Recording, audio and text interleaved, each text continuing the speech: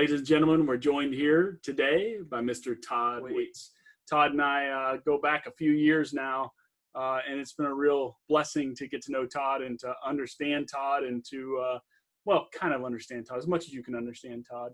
So, but nonetheless, Todd is here, and we're going to learn about what he does for a living. We're going to learn about his career, and ultimately, we're going to learn about Todd's leadership, because what I've learned about Todd over the last couple of years is that he has a phenomenal opportunity to lead kids, to lead those around him, and a true inspiration. So thanks, Todd, for joining us. Thank you for having us. I'm psyched. Yeah, absolutely. No worries. So we get started here, Todd, and I think what we need to do is just kind of set the groundwork for who you are and what you do. So let's start with a little bit of background. Where'd you grow up? What's your family like? And then ultimately, what do you do for a living, and where do you have the opportunity to exude that leadership that you exude? Okay, fantastic. So I'm in Ohio now. I'm in Columbus area. I was born and raised in Ohio. I moved a little bit in my 20s, early 20s, but primarily have been in Ohio. I have a beautiful wife, Laura, and I'm up to 4 kids these days and 2 grandkids. I have a 30-year-old and a 27-year-old and a 12-year-old, and we just adopted a little 8-year-old boy named Caden. And so I have no clue where I am in life. I feel like I'm everywhere and nowhere at the same time. And we live here pretty close to Robert, so I get to see Robert and borrow all his tools, and he's such a great guy. And as far as what I do for a living, I do a lot of things. And it's interesting, when I grew up, my dad wanted me to be a businessman, and my mom just wanted me to chase my dreams. So I wanted to do one. I had to do the other. So I feel like I live all of these different lives. I'm a director of business development and have held other VP positions and things like that, building sales teams and running business development and sales. But I'm also a musician, and I've toured all over the country and all over the world as a keyboard player, because I chased that dream. And I've learned that from a leadership role, there's not a lot of differences between the two. And I always kept them very, very separate. One life was one life, one life was the other, and that they didn't apply to each other. So I'm sure we'll get into some of that as we come along here. Yeah, no good stuff. And obviously some people may have noticed already, you've got some things that have happened to you in your life, and we'll get into that story a little bit too. And that's so, when you get to know Todd, it's almost impossible not to be inspired by the life that he's created for himself, despite some challenges that people would think were super challenging. Todd was like, whatever. So we'll get into that a little bit. So Todd, let's do the rewind game. This is kind of how we start these things every time. And so today with you, we are going to rewind back to 1987. What were you doing in 1987? You make that sound so long ago. It is a long time. It is a long time. Admit it. It was a long time. Oh man. My Bon Jovi Slippery When Wet cassette would have been worn out in 87. Because I believe that came out in 86, but I was still blasting it. I was playing keyboards in bands and listening to 80s rock. That was my thing. And in 87, I also worked at a restaurant, being a busboy. Nice. So from 1987 to where you are now, would you say you had a plan to get there, or would you say there was a little bit of luck involved? I would say it was all planned, but it wasn't my plan. Good answer. How's that? Good answer. Paths have just been carved for me for some reason. A lot of it's because I'm not that bright of a guy, so I have to follow street signs and things like that, and drawings with crayons. But yeah, both career-wise, musically and also, hardcore career. I've always worked in business development with technology companies. I started out as a telemarketer, like in 1988, and I lost my arm when I was 14, and we'll go into that. But I didn't know anything in life other than outworking the next guy, and I didn't think that was anything special. I didn't think that was anything that everybody else did, but I just always had that. And at that age, they asked if I wanted to become manager of the whole outfit there, the telemarketers and the sales folks, at such a young age without any training or anything like that. And that launched me into the idea of sales, business development, and understanding that if you work hard and you're aggressive, but you also apply some humility and you also are moral in your interactions, that things tend to work out. Yeah, good lessons. All right, so since we rewound to 1987, what's your favorite song from 1987? Do you know? Gosh, I'm not sure what year things came out. Let's see. I mean, when do you think this came out? Here, there we go.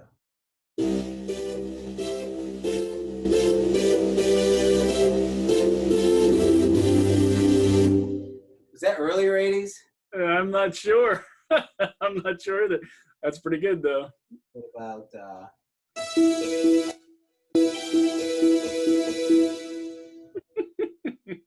I'm not sure. all right, one more. All right. I'm just going to sing here, folks. You may want to turn it up. I'm not saying. You know, I wish that I had Jesse's girl. Yeah. Yes. Good job. Yeah. So it was all those songs. It was a perfect era to learn how to play a keyboard with one hand because there were just so many keyboard songs back then. Yeah, no kidding. That's for sure. Yeah. That's for sure. Even Rush was doing keyboards at the time. Even Rush. Yeah.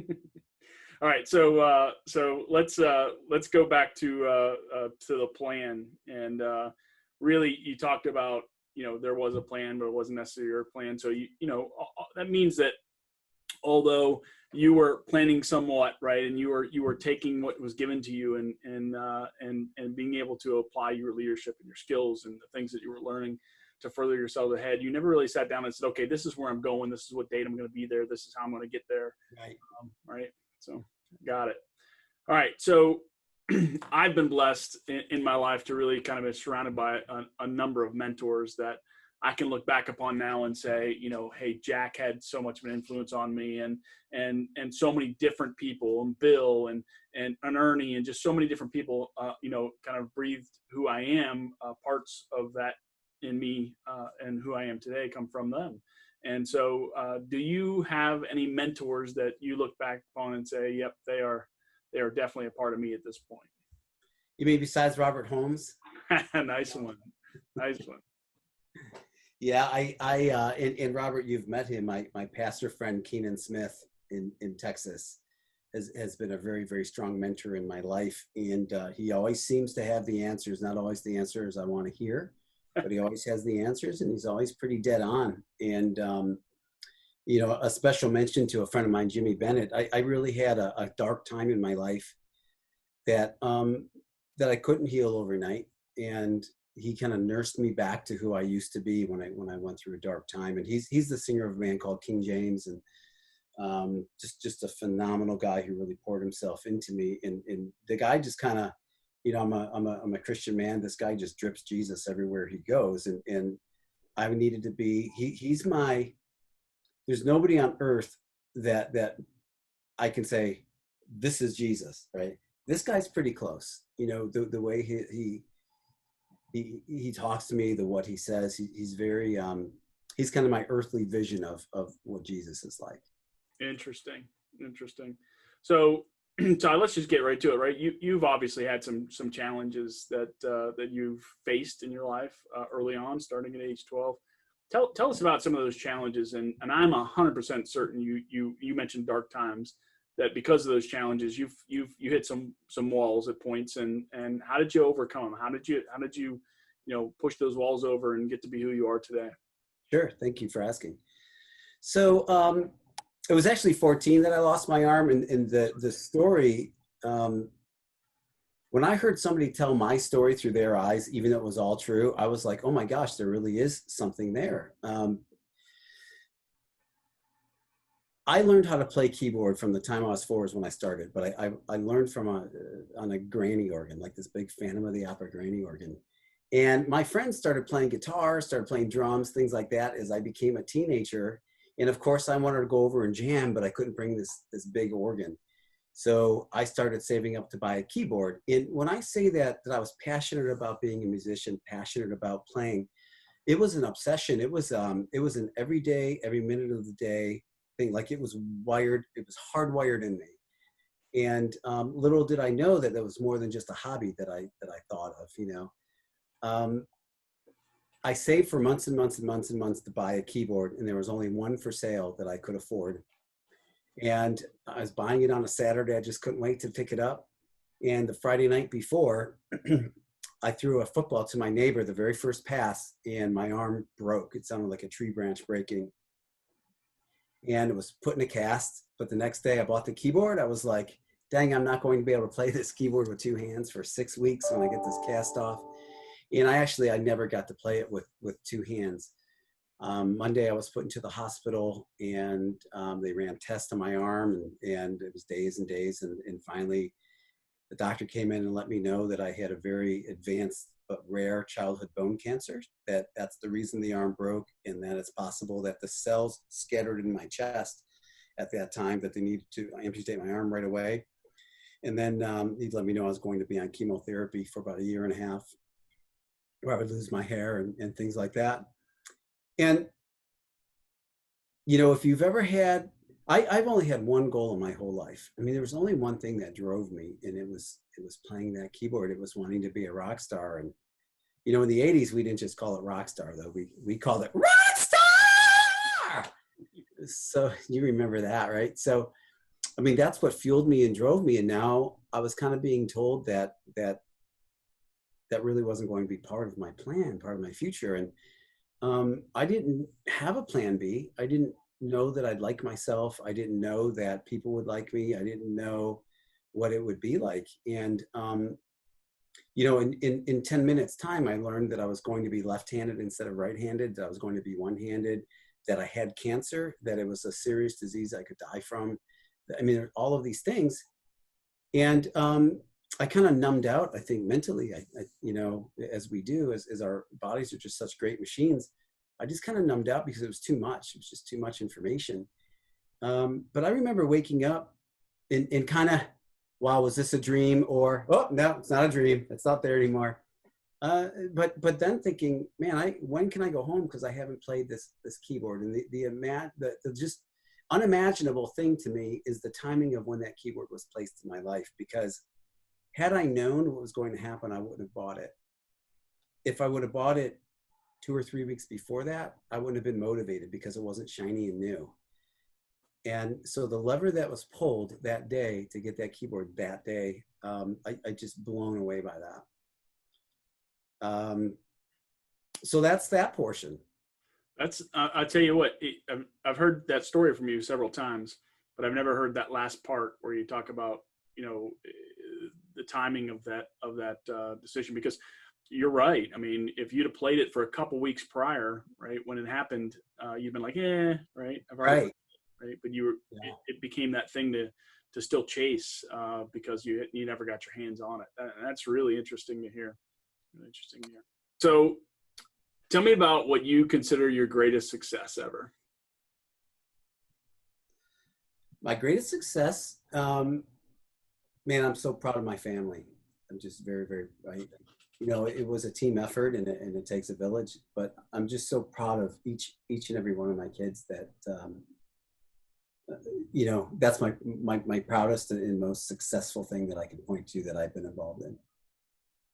So 2020 has been a unique year for all of us. We've had to make some changes thanks to some of the challenges that are going on in the world. Yeah, we noticed. What would you say the biggest lesson you've learned so far in 2020? In a way, we're very blessed to have that happen because, as I said, we just adopted Caden, and he's 8 years old. This was our first summer with him, and my wife is laid off. Things are a little slow. I'm not traveling. So we've all gotten to get to know each other as a family, but especially Caden. We've just been able to wrap our arms around him and just hang out with him. And so, it would be great if things get a little better now that we've had that time with him. But it's been good. I've worked from home all the time, you know, unless I'm traveling. It's weird being home so much now, but I like being home too. I always say I'd like to travel more if I didn't have to leave home for it. That's funny. All right. Well, good stuff, Todd. Thank you for all your time today, bud. Thank you. All right. So you made it through that challenge, and I know you've had some other ones come up in your life, but we don't need to make this all about Todd's challenges, but certainly the what we're trying to make here is that, and is the fact that Todd can overcome these challenges. And I think it's inspirational for everyone to hear that, you know, these weren't easy challenges. They weren't simple things to overcome. So I think, you know, the great stories and great leadership and great, you know, I guess, great men of faith drive through things to get to where they know God wants them. Right. So, and I see that in you all the time, Todd, for sure. Thank you. So of course, since then you've moved towards becoming a rock star, and you've done a lot of cool things. Who's the best person you've been on stage with?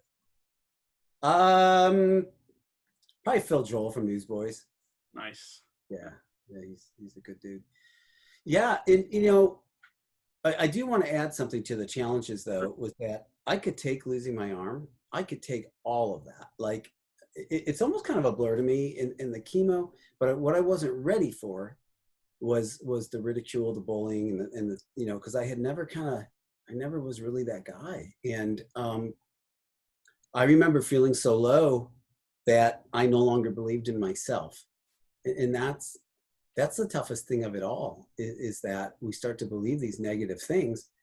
And I think God sends angels into our life. My music teacher noticed that I started backing away from wanting to play music because I didn't want to be on a stage. People are going to laugh. People are going to point, you know. And she noticed it. And she showed up at the hospital one time with a manila envelope, and I opened it up, and it was sheet music to the next batch of show choir songs. I was in show choir where all the cool guys hung out, but I played in the band, you know. Yeah. I got punched in the arm every day at school, you know, it's good. But she believed in me enough to say, you know, I can't teach you how to play the keyboard with one arm, but if you don't figure it out, you've just told everybody that they were right. Everybody that made fun of you, everybody that doubted you. Oof. And she was only like 23 at the time. So for somebody to have that much foresight at that young age, that was the shift. So the bullies and the ridicule that held me down were now my motivators. Like it was such a shift. And then it was game on. It was just, you know, that was my first kind of, I'd say my first time that I look back and I saw myself as any kind of leader was being a leader of myself and saying, you know what, they don't get to decide what I get to do. All this time I believe them, and I'm going to figure this out. So now you do something really special with rock stars, or true rock stars don't hate, right? Correct. True rock stars don't hate. So tell us a little bit about that and what you do, because you know, obviously that's something that is an experience that you went through. You know how impactful it can be on the negative side. You're going to turn that around to teach others to do exactly what you did, as you call it, flip the switch, right? And redirect energy. Yeah, so True Rock Stars Don't Hate is a school program, and you know the buzzwords are anti-bullying, self-esteem building, but it is all of that and more. And ultimately, I just tell my story, but I want them to equate it to them, because the story isn't about me. The story is about a boy that had crazy dreams, that had an obstacle that would make it seem almost impossible. That I got to chase this crazy dream, and I got to tour all over the world as a keyboard player. And but I understood, and the reason I call it True Rock Stars Don't Hate is because in the end, I learned that being a true rock star had nothing to do with music, because I want to leave a footprint behind me that is big and that shows people that they matter, that they are loved, and that they're built with great, great, great purpose. Not everybody has people in my life, in their life, that I have with my music teacher. She was the one that was the game changer. And you know, if we can change one person at a time, that they become the game changer, then the world's going to become a better place. So I have a lot of work to do, as we all do, but that's the program. I actually left touring and all of that, which I love doing, because I was so passionate about the other. Great. So the program is you go speak at schools, to assemblies, kids, address the entire bullying agenda, or bullying subject, and then Yeah, bullying, building self-esteem, character building, anti-drugs, anti-suicide, things that based on the age group. Got it. How many kids do you think you've spoken to so far? Gosh, over 100,000. Yeah, that's great. I've been in about 500 schools. How many states? Gosh, I don't know. I'd have to look. Take a guess. Take a guess. How many do you think? Between doing that and touring, probably every state. Yeah, that's awesome. Speaking, the speaking went into 3 other countries, which has been great. That's been fun. And so I've seen some of the videos of you on the tour, and I've noticed that there was always a time to carve that message out for Todd in your music as well. So that's kind of special that you have that opportunity, even in the band scene, to take the time to kind of inspire like that. It's good stuff. Yeah, I'm appreciative for sure. Good stuff. All right. If you had the opportunity to do anything over again because you didn't like the way it came out, what would it be? It's a tough one, I know. Yeah, and it's kind of a deep one. Mm-hmm. Is that what you're looking for? Honestly, so, I said I have a 30-year-old and a 27-year-old. I regret every time I took a nap on the couch instead of playing with them, and then where it gets kind of deep is, my kids always knew me as a man of God, a faithful man to my family. And when I went out on my very first tour, it was a mainstream, secular band playing the big clubs in the United States. And I completely lost who I was in that, because I felt like I was so different. I didn't want to be more when drugs and things were offered to me. I went into a dark place, and that's the one I was telling you about. And I lost my first wife. I lost everything. And I wasn't the man that my kids knew me to be. If I could go back in time and change that, for one thing, that I wouldn't have been that guy, but that they wouldn't have seen it too. That would be what I would try to do. Got it. That's a deep one. You're right. All right. So I'm going to let you know, this is a very special show. At least we want it to be, right? And so what makes it so special is the fact that Todd Waites is here, and they're going to come listen to you and listen to what you have to say. And if you had one thing that you can say, just one thing that can make an impact on the young people that are watching this show, the young people, what would you say? Oh man, there is hope, and I know that that's a cliche, but there's hope for a better day. Things get crazy, and I'll tell you, when I come home and the kitchen is an absolute total wreck, a mess, I know that there's some good food coming. It means Laura's been in there cooking, and man, it's going to be amazing. So when things kind of get messy in your life, just know that there's something good on the way. That stuff, the mess in our lives, become like in our rearview mirror. You're driving a car, or you're in the back seat of your parents' car. You looked up, that rearview mirror shows where you've been. There's a reason that the front view and the windshield is so much wider, because that's your bright future. You got to get the tough times in your rearview mirror. And when I go to the kitchen and it's clean, I know it's leftovers. I know it's nothing to be excited about. When life gets messy, I get kind of excited. Yeah, that's good. That's a great piece of advice to give to students, kids, anybody that's adults for that fact, right? Right. In there and embrace the tough times. Embrace the tough times. Okay. All right, we're going to close this with 3 questions. What do you think makes a great leader? Somebody who leads by example, somebody who gets their hands dirty, somebody who leads with both grace and truth. Grace and truth. Love it. All right. Who do you think was the best leader in history? I'm going to go with Nehemiah in the Bible. Nehemiah had his sights so set on a goal that not only did he rally really great people to take up his cause, but he was right in the trenches with them. Um, it's a long story to tell, but there were times that he was building this wall, and there were times that he had to hold a trowel in one hand and a sword in the other because people were attacking him. But he pressed forward and he set the example, and it was a team effort, and he got the job done. Excellent. Excellent. All right, Todd, when it's all said and done and your time here on earth is finished, what do you want people to remember about you?